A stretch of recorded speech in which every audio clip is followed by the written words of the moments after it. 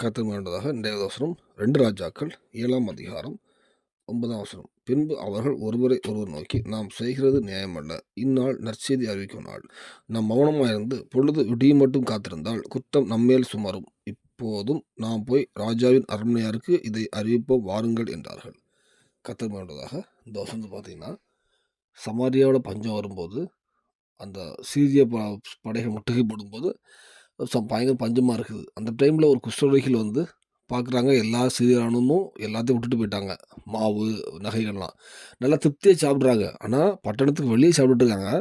ஆனால் அதே பட்டணத்துக்குள்ள மக்கள் வந்து வறுமை ஒவ்வொரு நாள் ஒரு பஞ்சத்தை செத்து இறந்து போயிட்டுருக்காங்க.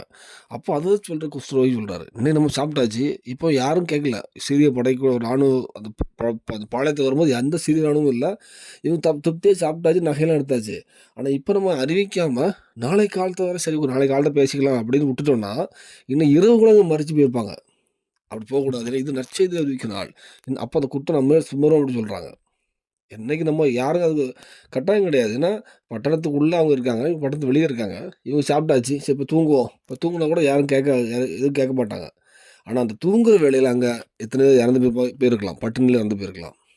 அப்போ சொல்லுவாங்க, இது நற்செய்தி அறிவிக்கும் நாள். இது நல்ல செய்தி. இது உடனே நம்ம அறிவிக்கணும் அப்படின்னு சொல்லி அந்த குஷ்டரோகி சொல்றாங்க. அதை சொல்லும்போது மறுபடியும் ராஜா வந்து பார்த்து அந்த பஞ்சம் மாற்றப்படுது. இந்த வேளையில நம்ம வாழ்க்கையிலுமே அநேக கர்த்தரை அறிஞ்சு பல வருஷமா நம்மளும் இதே மாதிரி தான் கர்த்தருடைய ஆசீர்வாதத்தை பெற்றிருப்போம். அது உலக ஆசீர்வாதமாகட்டும், ஆவிக்குரிய ஆசீர்வாதமாகட்டும் நம்ம பெற்றுட்டே இருப்போம்.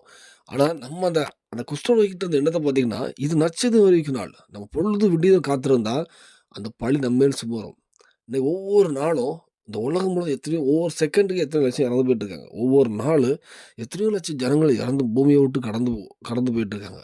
உங்க பட்டணத்துல, உங்க தேசத்துல, உலகம் முழுவதும் இறந்து போயிட்டு இருக்காங்க.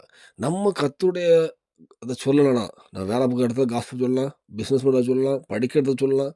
எங்கெங்கலாம் இருக்குமோ, அங்க கர்த்தருடைய காஸ்பல்ல சுவிசேஷத்த சொல்லாம இருந்தால், அது மட்டும் ஒரு ஆத்துமா இழந்து போமால். இப்ப நீ சொல்லணும் எப்படி சொன்னா, அந்த இப்ப சொல்லணும்னு அவசியமா கேட்டா, நம்ம எந்த பாவமும் செய்யல.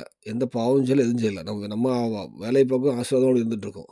இது வந்து இது வாங்கிட்டு அந்த குஷ்டரோகிகள் அப்படி இருக்கல. இது நற்செய்தி அறிவிக்கும் நாள். உடனே சொல்றாங்க. நம்ம நீ சொல்லலன்னா நம்ம பழி நம்ம மேல் சுமரோனே. அதே மாதிரி தான் நம்மளும் இந்த காஸ்பல அடுத்த சொல்லலன்னா, நம்மளும் கர்த்தருக்கு கடன் குடுத்தாகணும். ஏன்னா நம்ம வந்து கர்த்தருடைய நாமத்த அறிகிறோம், அவருடைய அன்ப அறிகிறோம், சுவிசேஷம் பரலோக நிச்சயத்த பெறுறோம்.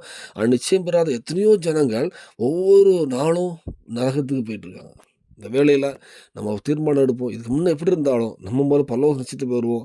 நம்ம படிக்கிற ஆளா இருக்கலாம், வேலை பார்க்குற ஆளா இருக்கலாம், பிசினஸ் பண்ண ஆளா இருக்கலாம், எங்க பண்ணியிருந்தாலும் சரி, நீ எங்கெல்லாம் போனாலும் அங்கெல்லாம் தேவனுடைய சுவிசேஷத்தை அறிவிங்க. கண்டிப்பாக தேவன் உங்களையும் சாட்சியாக நடத்துவார். பரலோகத்துக்கு ஆயத்தப்படுத்துவார். உங்கள் மூலம் ஒரு பெரிய கூட்டமும் பரலோகத்துக்கு வர பயன்படுத்துவார். அர்ப்பணிப்போம். தேவனுக்கு கிருபை செய்வாராக. ஆமென்.